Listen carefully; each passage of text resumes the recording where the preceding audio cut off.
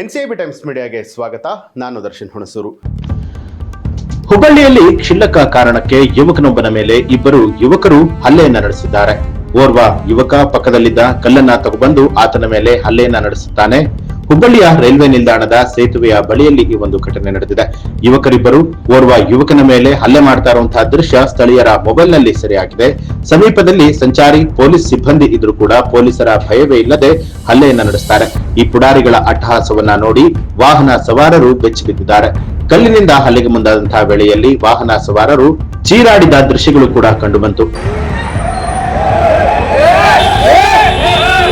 ಹುಬ್ಬಳ್ಳಿಯ ಶಹರ ಪೊಲೀಸ್ ಠಾಣೆ ವ್ಯಾಪ್ತಿಯಲ್ಲಿ ಘಟನೆ ನಡೆದಿದೆ. ಪೊಲೀಸರ ತನಿಖೆಯ ಬಳಿಕವೇ ಹಲ್ಲೆಕೋರರ ವಿವರ, ಘಟನೆಗೆ ನಿಖರ ಕಾರಣ ಏನು ಅನ್ನುವಂಥದ್ದು ತಿಳಿದು ಬರಲಿದೆ.